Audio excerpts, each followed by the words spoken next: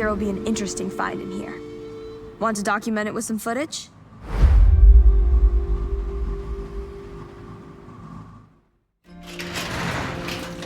Ooh, a dominator of endurance rallies.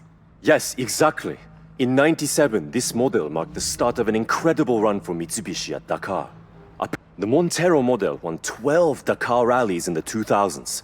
They were surpassed at one point, but bounced back after further developing the truck. Well, it looks like you've got your work cut out restoring this off-roading monster. Let's load it.